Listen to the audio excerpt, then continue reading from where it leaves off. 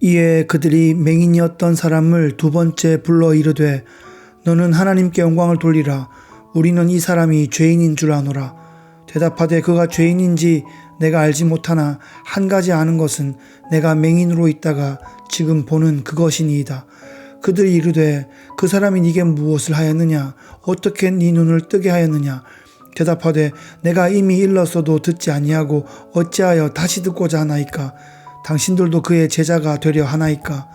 그들이 욕하여 이르되 너는 그의 제자이나 우리는 모세의 제자라. 하나님이 모세에게는 말씀하신 줄을 우리가 알거니와 이 사람은 어디서 왔는지 알지 못하노라. 그 사람이 대답하여 이르되 이상하다. 이 사람이 내 눈을 뜨게 하였으되 당신들은 그가 어디서 왔는지 알지 못하는도다. 하나님이 죄인의 말을 듣지 아니하시고 경건하여 그의 뜻대로 행하는 자의 말은 들으시는 줄을 우리가 아나이다. 창세 이후로 맹인으로 난 자의 눈을 뜨게 하였다 함을 듣지 못하였으니 이 사람이 하나님께로부터 오지 아니하였으면 아무 일도 할 수 없으리이다. 그들이 대답하여 이르되 네가 온전히 죄 가운데서 나서 우리를 가르치느냐 하고 이에 쫓아내어 보내니라. 예수께서 그들이 그 사람을 쫓아냈다 하는 말을 들으셨더니 그를 만나사 이르시되 네가 인자를 믿느냐? 대답하여 이르되 주여 그가 누구오니까 내가 믿고자 하나이다. 예수께서 이르시되 네가 그를 보았거니와 지금 너와 말하는 자가 그이니라. 이르되 주여 내가 믿나이다 하고 절하는지라. 예수께서 이르시되 내가 심판하러 이 세상에 왔으니 보지 못하는 자들은 보게 하고 보는 자들은 맹인이 되게 하려 함이라 하시니 바리새인 중에 예수와 함께 있던 자들이 이 말씀을 듣고 이르되 우리도 맹인인가? 예수께서 이르시되 너희가 맹인이 되었더라면 죄가 없으려니와 본다고 하니 너희 죄가 그대로 있느니라. 오늘 본문에서는 날 때부터 맹인이었다가 지금 눈을 뜨게 된 이 청년과 바리새인들의 또 논쟁이 계속 이어지고 있습니다. 아마 이 청년은 제대로 된 공부의 기회를 갖기 어려웠을 것입니다. 글을 배우지 못했을 것 같습니다.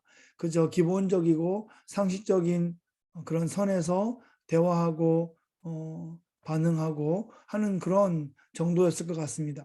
그에 반해서 바리새인들은 최고 수준의 지식의 수준과 또 존경받는 그런 덕성을 가지고 있는 엘리트 그룹이었습니다. 이 청년과 바리새인이 논쟁을 벌인다는 것은 애초에 무슨 프로 선수와 유치원 아이와의 대결처럼 전혀 급이 맞지 않는 그런 모습일 텐데 독자들로서 이 본문을 대하고 있는 상황에서 이 청년이 더 논쟁을 잘하고 있는 것으로 보여집니다. 그는 자신의 경험을 있는 그대로 이야기하고 있습니다. 나는 태어날 때부터 맹인이었는데 이분을 만나게 되고 이분이 하라는 대로 했더니 눈이 떠졌다. 이분의 이 놀라운 이런 퍼포먼스는 죄인으로서는 할 수 없는 것이다. 하나님께서 그분의 기도를 들어주셨기 때문이다. 그래서 나는 그분을 선지자로 생각하고 나는 그의 제자가 될 것이다. 이렇게 말하고 있습니다. 그런데 그에 반해서 바리새인들은 이 사람은 죄인이다. 왜냐하면 안식일에 일을 했기 때문이고 또 우리가 그의 출신을 제대로 파악할 수 없기 때문에 그는 가짜다. 이렇게 말하고 있는데 그 둘 다 논리가 너무나 빈약합니다. 법정에서 논리로 맞붙었다면 배심원들이 이 청년의 손을 들어줄 것 같은 상황입니다. 그런데도 이 바리새인들은 자신들의 경험과 자신들의 지식의 한계 안에 해결되지 않으면 다 틀렸다라고 주장하는 놀라운 담대함을 보여주고 있습니다.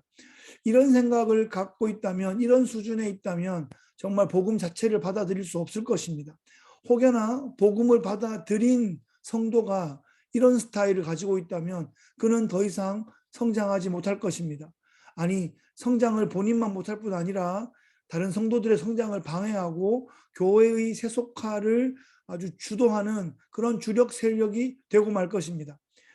그러므로 우리는 이런 바리새적인 영성을 경계해야 합니다. 그 위선과 독선이 말씀의 그 은혜 앞에 깨어지지 않으면 절대로 성장할 수 없습니다.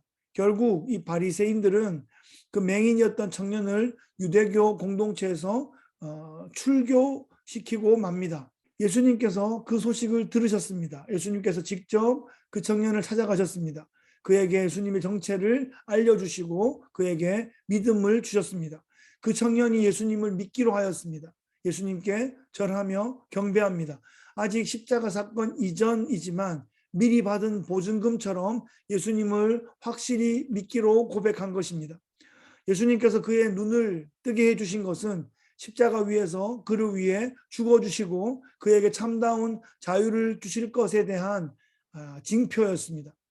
또한 예수님께서 오시면 장차 메시아로 예수 그리스도께서 오시면 맹인의 눈을 뜨게 할 것이다 라는 구약 선지자들의 예언이 바로 이 사람을 통해서 성취된 바로 그 증거가 이 사람인 것이죠.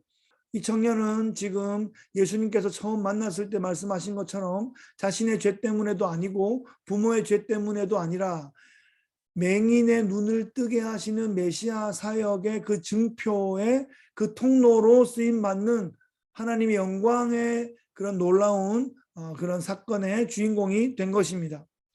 이 사람은 예수님의 제자가 되고 앞으로 예루살렘 교회의 기둥 같은 그런 일꾼이 되었을 것입니다.